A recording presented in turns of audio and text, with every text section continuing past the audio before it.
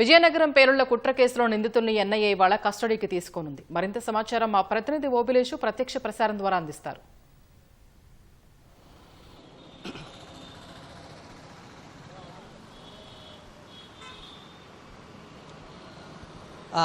విజయనగరంలోని పేలుళ్ల కుట్ర కేసు నిందితులు సిరాజ్, సమీరు పోలీస్ కస్టడీకి అనుమతి లభించింది. ఈరోజు విశాఖ జిల్లా కేంద్ర కారాగారంలో రిమాండ్లో ఉన్నటువంటి ఈ సిరాజ్, సమీరులను ఈరోజు పోలీసులు కస్టడీలోకి తీసుకునే అవకాశం మరికొద్దిసేపట్లో తీసుకునే అవకాశం ఉంది. విశాఖ సబ్ జైలు నుంచి కస్టడీ తీసుకున్న అనంతరం విజయనగరం తరలించి విజయనగరంలో ఈ కేసు సంబంధించిన పూర్వపరాలు మొత్తం కూడా పరిశీలించి దర్యాప్తు చేసే అవకాశం ఉంది. ప్రధానంగా ఈ కేసు పూర్వపరాల విషయానికి వస్తే దాదాపుగా అంటే ఎప్పుడైతే ఇంజనీరింగ్ పూర్తి చేసిన తర్వాత సిరాజ్ హైదరాబాద్ చేరాడు. హైదరాబాద్ చేరిన తర్వాత ఎస్ఐ శిక్షణకు, తర్వాత గ్రూప్ 2 సివిల్స్ శిక్షణకు దాదాపు 4 సంవత్సరాలు శిక్షణ పొందడం జరిగింది. ఈ 4 సంవత్సరాలు కూడా ఎలాంటి ఫలితం లేకపోవడంతో ఈ మతపరమైనటువంటి ఉగ్రవాద కార్యకలాపాలకు మొగ్గు చూపినట్లు తెలుస్తుంది. అయితే ఈ కేసు సంబంధించి అంటే సిరాజు, సమీర్ల ఆ కేసు సంబంధించి పూర్వపరాలు కావచ్చు, లేదా ఇప్పటివరకు ఎన్ఐఏ అధికారులు, పోలీసులు సేకరించిన సమాచారం మేరకు, లేదా ఎఫ్ఐఆర్లోని నమోదైన అంశాల మేరకు మనం ఈ కేసు యొక్క పూర్వపరాలను పరిశీలిస్తే ఈ సిరాజు తర్వాత సమీర్లు సామాజిక మాధ్యమాల ద్వారానే ఈ వేదికగానే ఈ ఉగ్రవాద భావజాలం వైపు మొగ్గు చూపడం తెలుస్తుంది. ఎప్పుడైతే 2017లో బీటెక్ పూర్తి చేసిన సిరాజు హైదరాబాద్ చేరిన తర్వాత 2 సంవత్సరాలు ఎస్ఐ కోసం శిక్షణ పొందారు. తర్వాత ఆ ఎస్ఐ శిక్షణకు పరీక్షల్లో ఫలితాల్లో విఫలం కావడంతో తర్వాత సివిల్స్కి ప్రిపరేషన్ కోసం మళ్ళీ 2 సంవత్సరాలు శిక్షణ తీసుకోవడం జరిగింది.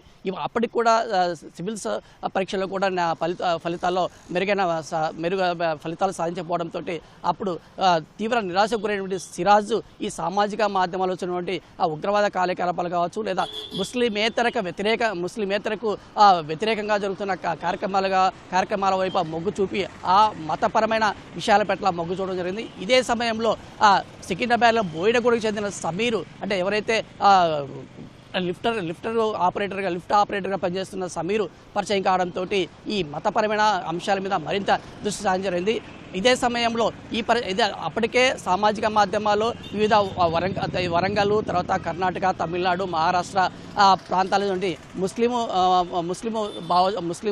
పెద్దలు, అదేవిధంగా ఉగ్రవాద భావజాలున్న వ్యక్తుల పరిచయాలతో ఇది మరింత బలపడి మరింత దిశగా ఉగ్రవాద భావజాలం వైపు మరింత అడుగులు వేసే దిశగా ప్రేరేపించిందని ఈ ఎఫ్ఐఆర్ అంశాలను బట్టి మనకు తెలుస్తుంది. ఈ క్రమంలోనే ఈ సిరాజ్తో కలిసి సిరాజులు కలిసి ఇద్దరు కూడా ఎప్పుడైతే సిరాజు పరిచయమేడో ఆ పరిచయం మేరకు, తర్వాత సామాజిక మాధ్యమాల్లోని పరిచయాల మేరకు ఢిల్లీ, తర్వాత ముంబైలోని జిహాదీ పెద్దలను కలవడము, వారి ప్రేరణ సమావేశాలు పాల్గొనడంతో ఈ దిశగా ఉగ్రవాద భావజాల వైపు మరింతగా అడుగులు వేశారని చెప్పేసి ఎఫ్ఐఆర్ కాపీ నమోదులైన అంశాలు కావచ్చు, లేదా ఎన్ఐఏ అధికారులు ఇప్పటివరకు సేకరించిన సమాచారంలో ఈ అంశాలను వెలుగు చేశాయి. ఎప్పుడైతే ఈ ముంబై తర్వాత ఢిల్లీలోని జిహాద్ పెద్దలతో కలవడం జరిగిందో అప్పుడే ఈ పేలుళ్ల కుట్రకు ఇద్దరు కూడా ప్రణాళిక రచించడం జరిగింది. అందులోనే సిరాజ్ ఎప్పుడైతే ఈ హైదరాబాద్ నుంచి తిరిగి వచ్చాడో 6 నెలల క్రితం విజయనగరానికి వచ్చిన తర్వాత ఎప్పుడైతే ఓమన్లో ఉన్నటువంటి ఒక జిహాదు పెద్ద, అదేవిధంగా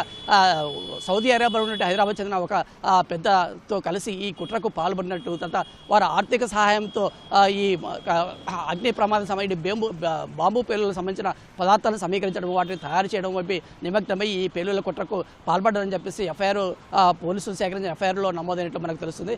ఈ అంశాలని కూడా ఈ ఎన్ఐఏ అధికారులు ఇప్పటికే సేకరించడం జరిగింది. తర్వాత మరింత అయితే ఈ ఆర్థిక మూలాలతో పాటు అదేవిధంగా ఈ కుట్రకు పేలులకు సంబంధించిన అదేవిధంగా ఎవరైతే ఓమన్ నుంచి, సౌదీ అరేబియా నుంచి ఈ జిహాదు పెద్దలు, తర్వాత ఉగ్రవాద సంస్థలకు సంబంధించిన పెద్దలు పాల్గొన్నారు. ఈ మేరకు వీరికి రాష్ట్రంలోనే కాకుండా దేశ విదేశాల్లో కూడా ఈ ఉగ్ర లింకులు ఎక్కడైనా ఉన్నాయనే కోణంలో కూడా మరింత విచారణ చేసేందుకు, మరింత లోతుగా దర్యాప్తు చేసేందుకు ఎన్ఐఏ అధికారులు ఈరోజు ఈ సమీర్లను కస్టడీకి తీసుకొని మరింత లోతుగా విచారించే అవకాశం ఉంది. అయితే ఈ కేసు విషయంలో ఎన్ఐఏ అధికారులు మరొక కొత్త కోణాన్ని, అంటే ఇప్పటివరకు ఉగ్రవాద సంస్థలు ఏదైతే మనకు ఇప్పటివరకు అనుసరించిన విధానాలు ఉన్నాయో ఆ అనుసరించిన కొత్త విధానాలు అనుసరించినట్లు ఈ ఎన్ఐఏ అధికారులు గుర్తించడం జరిగింది. ఇందులో ప్రధానంగా మ్యాజిక్ లాంతర్ అనే ఒక విధానాన్ని ఈ ఉగ్రవాద సంస్థలు ఈ సిరాజ్, సమీర్ విషయంలో పాటించడం తెలుసు. అయితే ఎవరైతే ఉగ్రవాద భావజాలం ఉన్నారో వారిని సామాజిక మాధ్యమాలు ఆకట్టుకోవడము, వారిని తర్వాత ఎవరైతే వీరి వైపు మొగ్గు చూపుతారో వారిని ఇటువైపు ఆకర్షించే ఈ అంశాలన్నీ కూడా ఈ విషయాలన్నీ కూడా తీసుకునే అవకాశం ఉంది. ఓటు స్టూడియో కెమెరా ఆశతో ఓబ్లేష్, ఈటీవీ న్యూస్.